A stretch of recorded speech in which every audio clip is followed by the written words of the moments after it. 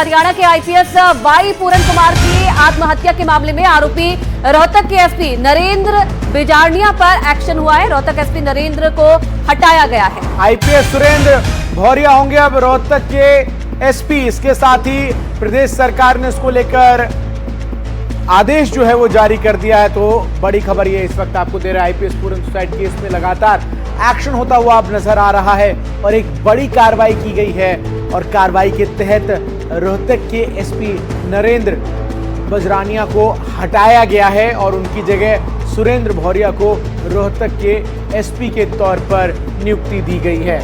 ये पूरा मामला जो है वो लगातार अब सुर्खियां बटोर रहा है। और आज आपको बता दें कि रणदीप सुरजेवाला और इसके साथ ही जो भूपेंद्र सिंह हुड्डा हैं वो भी दीपेंद्र हुड्डा माफ कीजिएगा, वो पहुंचे थे। गुरप्रीत का एक बार रुक कर लेते हैं, हमारे साथ जुड़ गए हैं तमाम जानकारी साझा करने के लिए।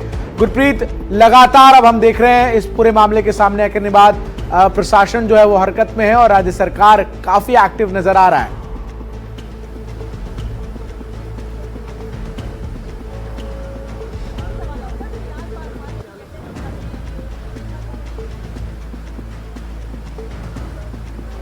गुरप्रीत, आप तक मेरी आवाज पहुंच रही है? तो सवाल यह है कि इस पूरे मामले के सामने आने के बाद से अब लगातार राज्य सरकार की तरफ से ताबड़तोड़ कार्रवाई की जा रही है।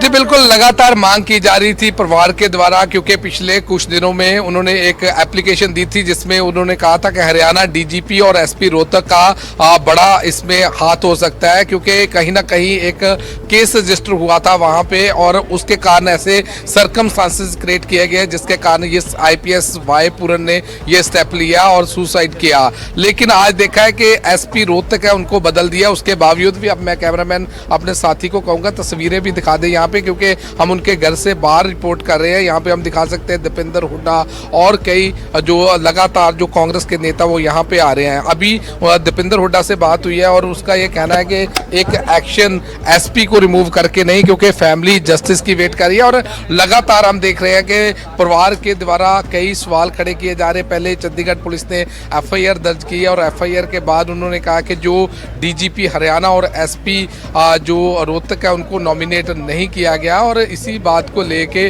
उन्होंने ये एक आपत्ति भी जताई और उसमें कहा कि उन दोनों के नाम बाय नेम एफआईआर की जाए। लगातार हरियाणा सरकार से हम देख रहे हैं, हरियाणा के भी मंत्री आए, हरियाणा के भी कई अधिकारी यहाँ पे आ रहे हैं ताकि फैमिली से बातचीत हो। और आज सुबह हमने देखा कि जब बॉडी आईपीएस ऑफिसर की जिन्होंने सुसाइड किया था वो बॉडी 16 हॉस्पिटल से पीजीआई जाती है, उसके बाद फैमिली काफ़ी रिजेंटमेंट शो करती है और लगातार सरकार फैमिली के साथ बातचीत करने की कोशिश कर रहे हैं। अब देखते हैं कि कैसे इन्वेस्टिगेशन चलती है, क्योंकि सुबह एसआईटी जो बनाई गई है चंडीगढ़ पुलिस के द्वारा वो भी यहाँ पे आए, उसके बाद एसपी को भी ट्रांसफर कर दिया गया। लेकिन अभी मामले में कार्रवाई तेज होती जा रही है, वो भी अब देखने को मिल रही है और क्या कुछ आगे खुलकर सामने आता है इस पूरे मामले में वो भी देखने वाली बात है। बहुत धन्यवाद आपका तमाम जानकारी देने के लिए पूरी खबर पर।